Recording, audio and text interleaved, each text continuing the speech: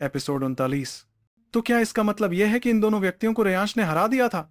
ये तो बहुत ही बकवास लग रहा था, इसलिए मूलतः कोई भी इस पर भरोसा नहीं करता था। इस समय राजवंशी परिवार के लोगों ने इस परिणाम को स्वीकार कर लिया था कि उनके परिवार के छोटे वर्ग राक्षस शिकार प्रतियोगिता में पूरी तरह से हार गए थे। राजवंशी कुल प्रमुख ने अपनी सीट से खड़े होकर मुख्य नेता रेयांश को ठंडी नजरों से देखा। एक शक्तिशाली प्रभाव रेयांश की ओर बढ़ा। उन्होंने ठंडे स्वर में कहा, देखने से लगता है कि तुम्हारे पास कुछ हुनर है। वास्तव में राक्षस शिकार प्रतियोगिता में उल्टा करके मेरे परिवार के लोगों को धोखा दे सकते हो। मन की भावना और योजना तो ठीक है, लेकिन केवल इतने कुछ पर विश्वास करके आज हमारे सामने ऐसे खड़े होना चाहते हो, ये वास्तव में मरने की तलाश है। अपने दो सबसे उत्कृष्ट छोटे वर्गों को इस तरह से घायल देखकर राजवंशी कुल प्रमुख का दिल दर्द से मर रहा था।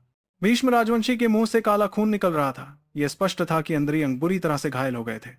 अगर बचाया जा सके तो भी 1 साल से अधिक की देखभाल की जरूरत होती थी। उस समय उनके परिवार की शक्ति शायद कम हो जाएगी और विराट राजवंशी पूरे चेहरे का रंग लाल पोर्क जैसा था। अभी भी हाथ से यौन अंग को दबाए हुए दर्द से कांप रहा था। स्पष्ट देखने वाला व्यक्ति एक नजर में जान सकता था कि विराट राजवंशी शायद विकास राजवंशी की तरह ही हो गया हो। संतानहीन राजवंशी परिवार के लिए यह कितना भयानक, कितना गुस्से की बात है। रेयांश एक बार कर चुका था, वे इसे आज तक झेल सकते थे, लेकिन अब फिर से यह राजवंशी परिवार के छोटे वर्गों की दयनीय स्थिति देखकर राजवंशी परिवार के लोगों का गुस्सा चढ़ गया। इस समय रेयांश के सबसे पास एक राजवंशी परिवार के मध्यम आयु का व्यक्ति अचानक रेयांश पर टूट पड़ा। यह व्यक्ति शायद भरत राजवंशी का कोई भाई हो। रेयांश को उसकी पहचान नहीं पता थी, लेकिन देखा कि वो सीधे उसकी ओर आया। नीडर के फिंगर का प्रयोग कर रहा है। उसके मुंह पर ठंडी मुस्कान आ गई। इस समय राजवंशी परिवार के लोगों की धोखाधड़ी। तुरंत नायक परिवार के लोग चीखने लगे। नायक कुल के पूर्वज और दूसरों ने रेयांश के वजन को जाना। इस समय सभी जीवन देकर बचाव करना चाहते थे, खासकर आज के उतार चढ़ाव से, मनोवृत्ति में बड़े बदलाव से। मीरा देवी, जिसे उसने पहले पसंद किया था, वो अब भरत राजवंशी शैतान बन गया था। और उसने प्रशंसा की थी छोटे वर्ग में विराट राजवंशी और भीष्म राजवंशी फुटकर कुत्ते बन गए थे, और रेयांश उसके मन में बार बार बढ़ रहा था। भीड़ में यशवंत नायक ने इस समय अंततः अपनी पूर्ण हानि मुक्त बेटी की नजरों से अपने ध्यान को हटा लिया। आज उसकी बेटी ने इतनी हिम्मत दिखाई थी, उसके मन में बहुत गर्व था। लेकिन रेयांश की ओर देखते समय उसका चेहरा बदल गया।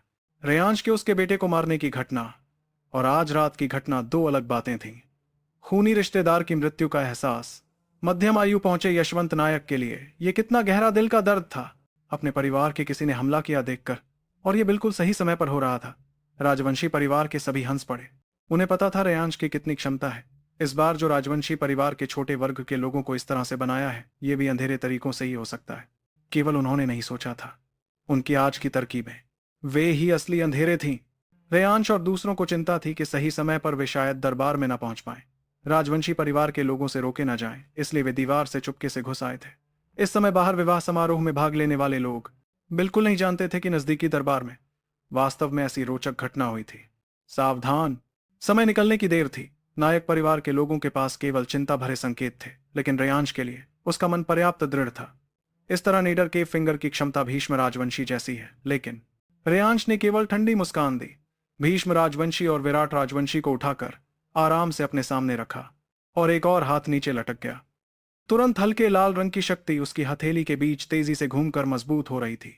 जब सामने विराट राजवंशी और भीष्म राजवंशी दिखाई दी, नेडर के फिंगर का प्रयोग करने वाले राजवंशी परिवार का व्यक्ति तुरंत हैरान हो गया। तुरंत नेडर के फिंगर को रोक दिया और इस समय राजवंशी परिवार के लोगों ने तीखी चीख से संकेत दिया, जतिन सावधान।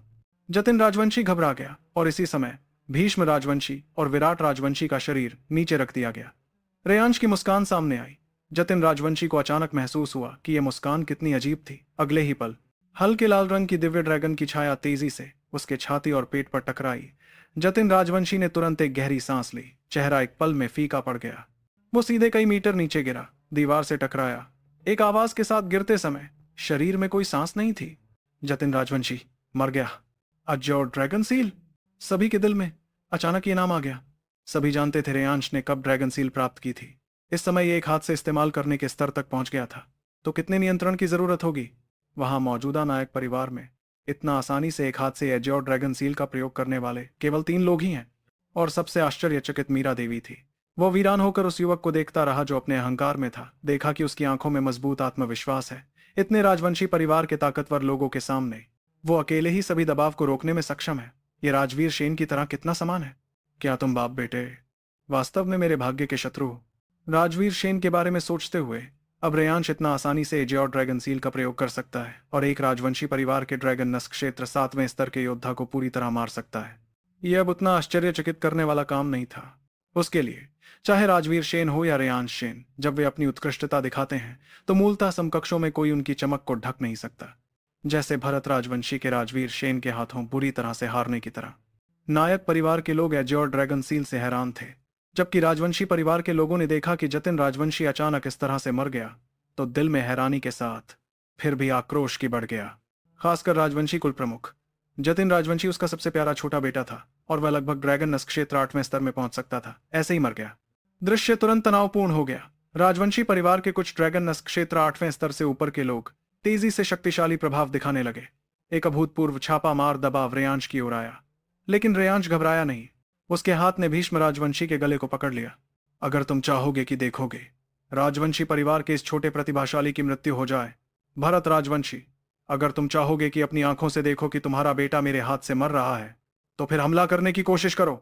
मैं गारंटी दे सकता हूं कि एक सांस के भीतर ये 4 लोग पूरी तरह से मर जाएंगे।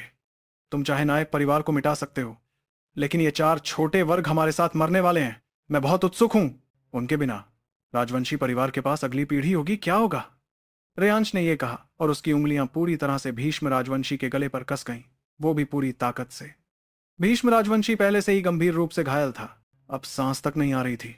उसकी आंखें फूल गईं और जब उसने रेयांश को धुंधली आंखों से देखा तो वो इतना डर गया कि मुंह से काला खून निकल गया। पूरा चेहरा दहशत से भर गया और पूरा शरीर कांप रहा था। भीष्म राजवंशी की ऐसी हालत देखकर और रेयांश की ठंडी नजर देखकर राजवंशी कुल के सभी लोग भी कांप गए और अभी के लिए हाथ रोक लिए।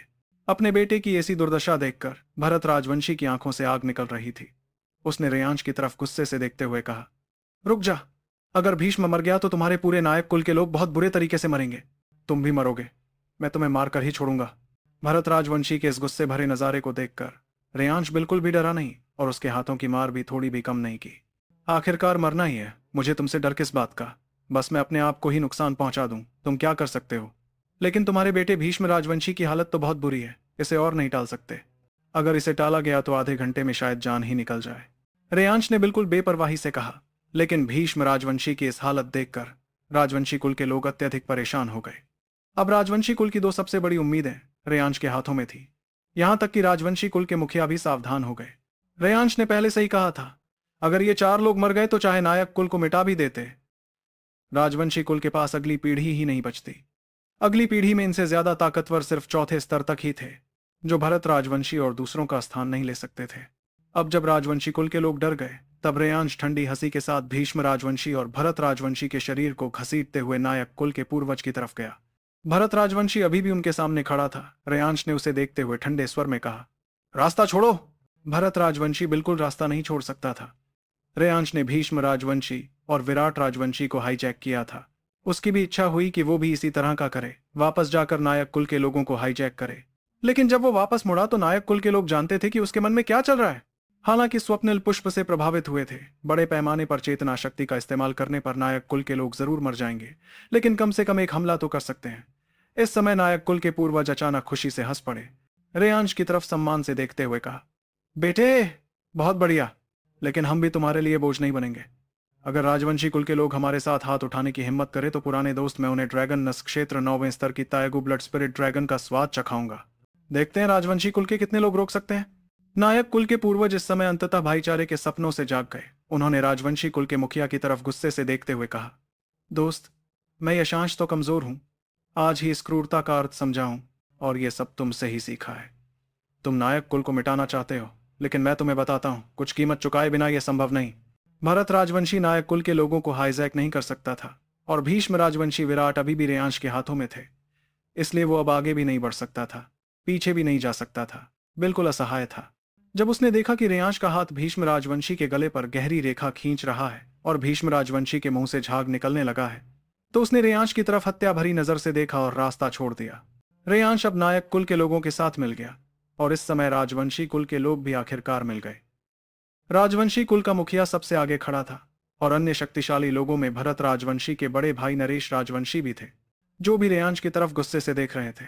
यह विराट राजवंशी नरेश राजवंशी का बेटा था, और यह हमेशा से नरेश राजवंशी के लिए गर्व की बात थी, लेकिन अपने बेटे की ऐसी हालत देखकर, जो अभी इतना दुखद है, और यह भी पता नहीं था कि इलाज हो पाएगा या नहीं, रेयांश के प्रति उसका गुस्सा भी भरत राजवंशी से कम नहीं था।